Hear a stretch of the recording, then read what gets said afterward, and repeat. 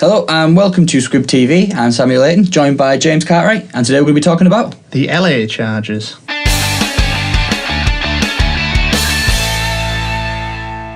So last year was the final one in San Diego for the Chargers organisation. They make a move to LA where they'll be playing in the StubHub Center stadium, which is mainly used for soccer in America, which is the LA Galaxy's home. Only 30,000 fans. What do you make of the relocation, James? What do you make of them last season? What do you think they have in store this year? I don't like it. I don't like the relocation. I don't see the point in moving, 50 miles up the coast to Los Angeles, in a city where they already have an American football team, the Rams, who I don't feel they've fully embraced yet.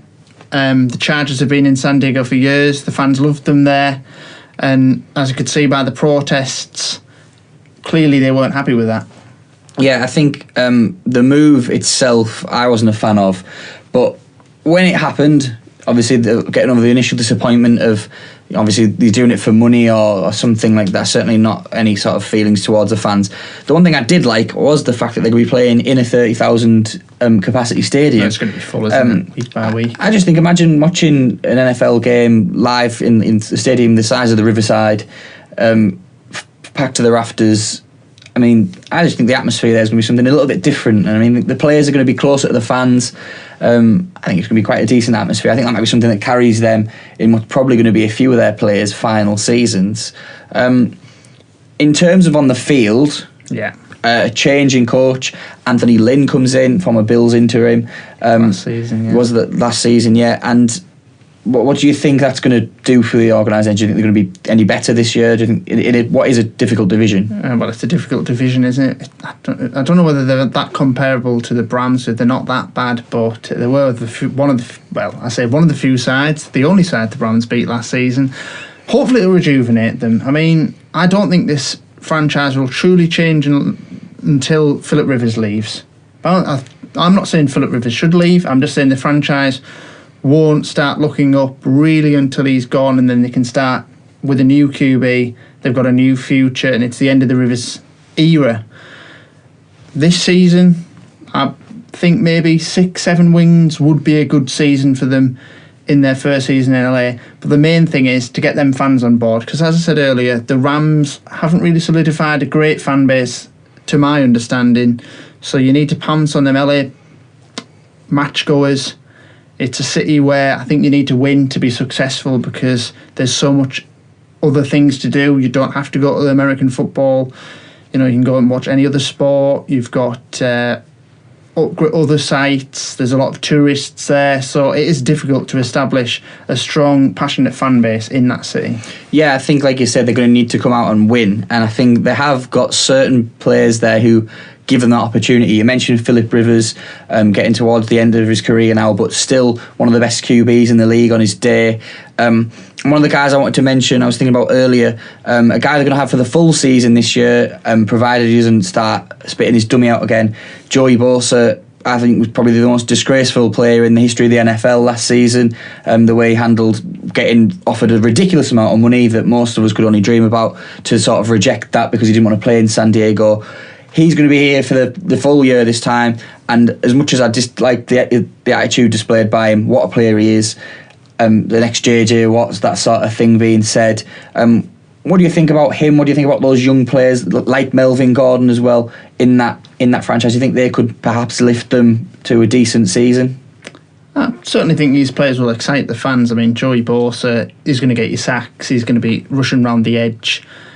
As you say, one of the most dominant defensive players, and does have a look of JJ Watt to him. Certainly, I would agree with that.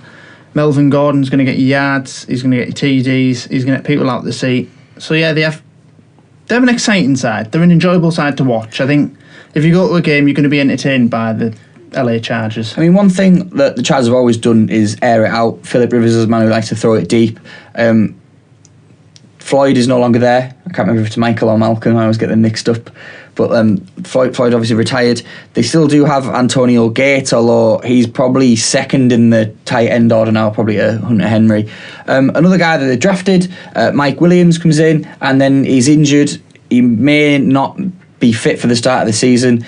Do you think that's going to affect them? Obviously, already got Keenan Allen there as a wide receiver as well, but do you think that a young guy like Mike Williams could have been someone who would have excited the fans as well.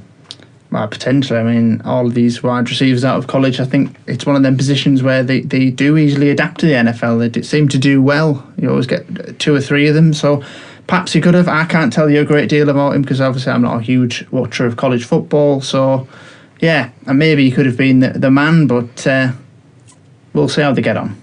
Yeah, I mean, is there anything else you want to mention with the Chargers? Because I think at the minute they're just in that phase where they probably should be thinking about rebuilding, but I think, like James has said, when they've got so many of the veterans still on board, they kind of want to win now. They're in a win now mentality with a rebuilding style roster, so I think it can go either way for the Chargers. If they start well, they might be able to scrape it in the playoffs, but it is a tough division.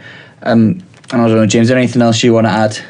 Well, you can only hope for them, really. But as I say, building up that fan base in LA, keeping them fans on side in San Diego, which I'm not sure they'll be able to do because a lot of people, when they left that city, have denounced them and moved on to a different team. So it's just a transition year for the Chargers, and maybe Rivers can get himself in the Pro Bowl again. That's probably where season's going to go, I'd imagine. Yeah, I mean, I think that the one benefit thing that I did mention, I liked obviously them playing in that smaller stadium.